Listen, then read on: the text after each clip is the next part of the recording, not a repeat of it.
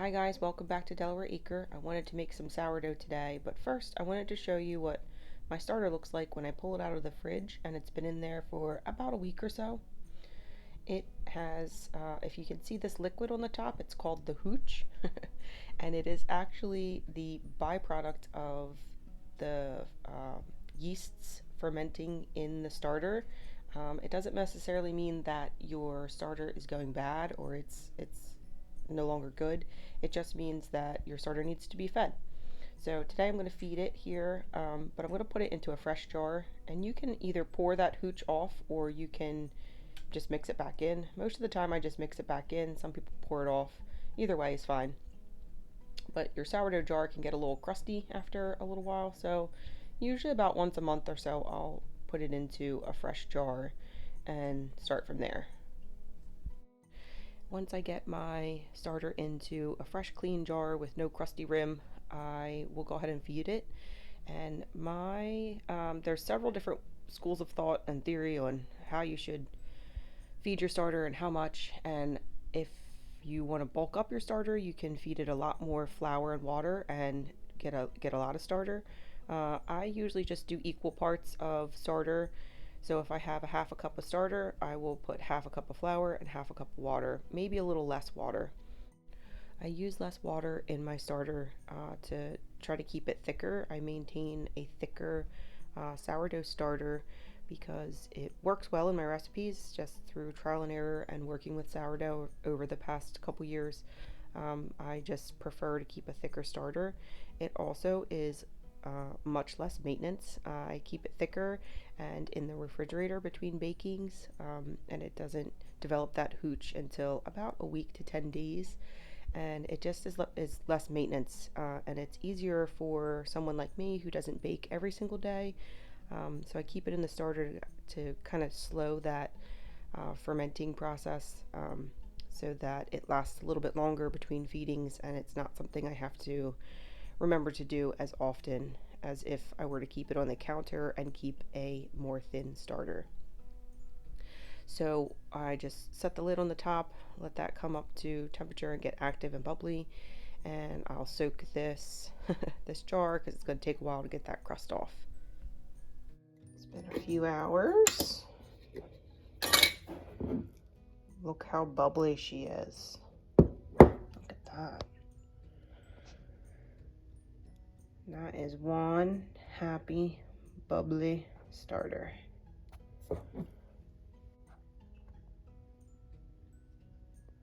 Bubbly. Bubbly.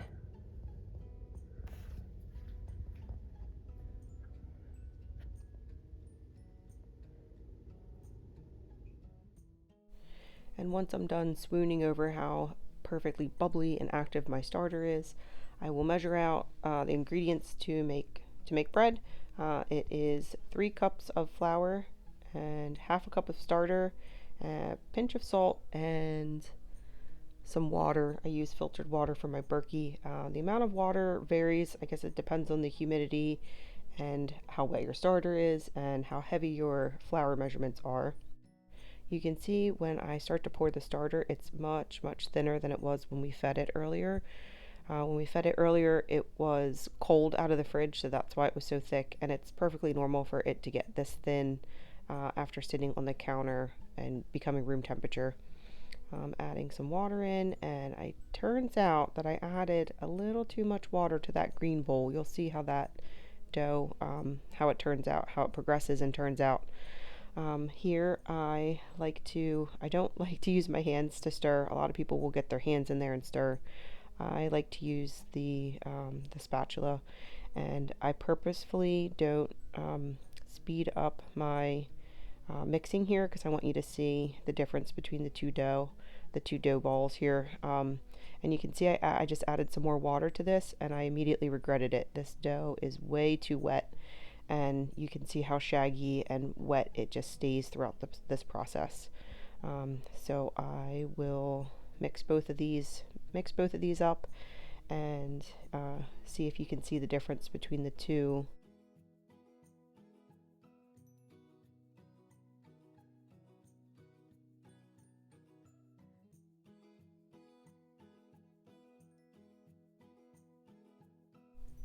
And here I've switched to the blue bowl and am much more cautious about adding water. This is probably one of the benefits of mixing with your hands, is that you can see and feel your dough. Oh, I flung some out of the bowl there. You can feel the dough and feel how wet it is, but I just don't enjoy putting my hand in there. So I think I'll probably have to convert over at some point. So here I just mixing with. It looks like I'm really fighting it, but the dough is it's just coming together, and I'm just working it there with the spatula. I do end up adding water a few more times here, but I'm much more cautious about it, and you'll see the difference in these two these two different loaves in a few seconds here.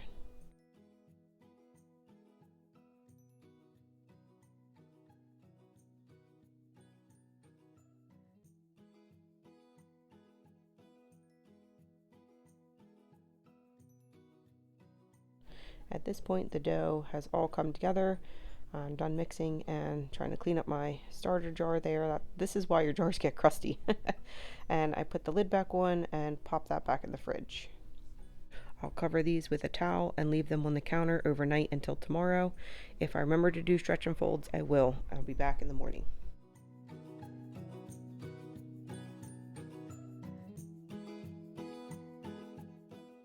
Okay guys, it's the next morning, and you can see how much the dough has risen overnight. For the bulk, the overnight ferment is called the bulk ferment. You can see the bubbles in the blue bowl there. That's what you're looking for in sourdough. And then here in the green bowl, you can see how wet this dough still is. It does have bubbles in it. It did ferment, but you can see the difference when I touch both bowls. So it'll be interesting to work with here. So you want to turn the bowls out onto a floured surface, and you can see how jiggly this bowl is compared to this bowl. They both still have some jiggle to them, but that green bowl is quite wet, quite moist. It's a very wet dough there. So I will turn them out onto this onto the floured surface here, and just not necessarily knead them, but just do some stretch and folds and put some tension back on the dough.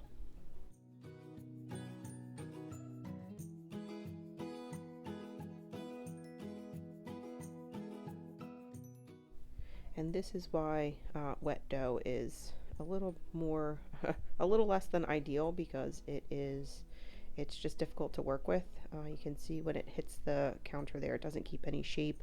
It's kind of just spreading out. It's very sticky. It's hard to work with. You end up having to add more flour, and that flour doesn't get a chance to ferment, so it's not fermented 100% fermented dough. So if you add too much more flour, then you're kind of losing the benefits of the fermented dough. So I am able to put a little bit of tension on there, stretch it, fold it over on itself some, but you can see here it just doesn't keep its shape. It's very hard to get into a dough ball.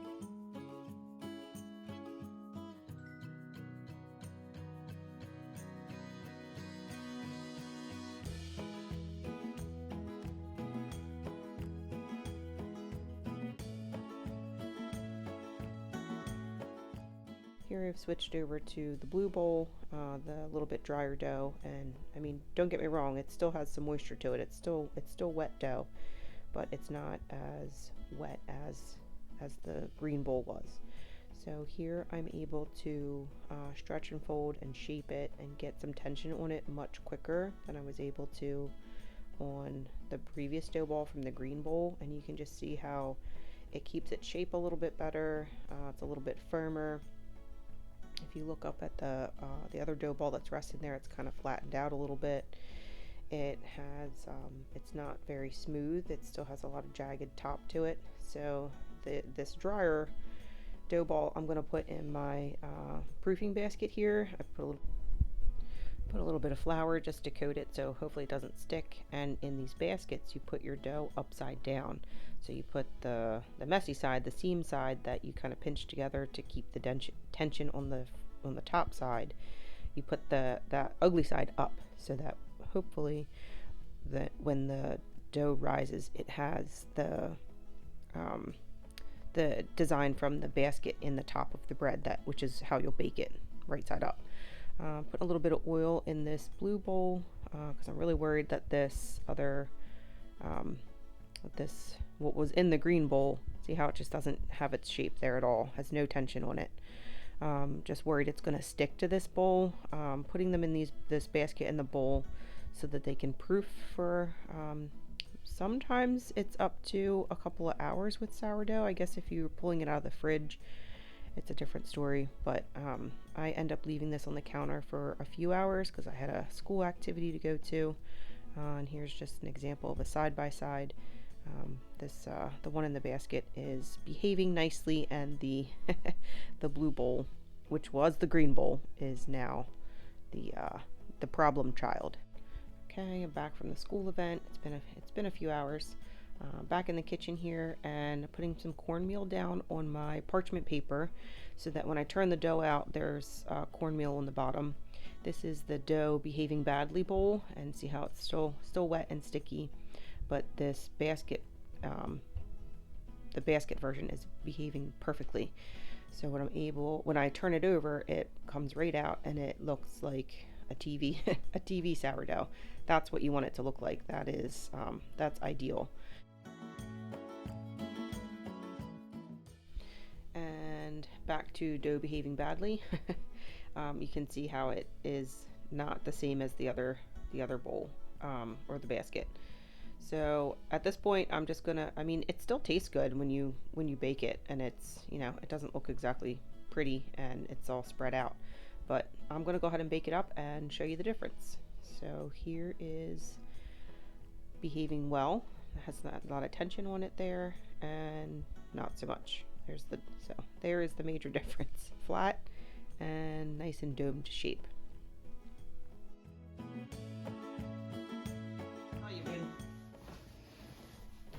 Alright, here I have already preheated my cast irons. I just put them in the oven cold when I turn the oven on. Preheated to 450, and once it heats at that temperature, I'll pull them out. And then I just dropped the dough in on the parchment paper. So I kept the bowl, the green bowl, the original green bowl of dough that is my behaving badly dough in the green beautiful side, and then originally from the blue bowl into the blue laser say. Make it so there's no wrinkles in the dough there. And then with sourdough, some people get really extravagant with their designs on the top, but I just snip it with the scissors there, and then I pop them into the oven, and they stay in the oven for 20 to 25 minutes at 450 with the lid on. And then once that time passes, you can check and see if it's really completely, or if it's starting to get a little brown. Take the lid off, and then another 10 to 15 minutes remaining on 450 until it turns like a golden brown. So I actually lost or forgot to take footage of them coming out of the oven, but this was the picture of the dough behaving badly. It didn't rise up very well. It was very dense. And this was the dough that behaved well, and it's a beautiful, perfect little loaf of sourdough.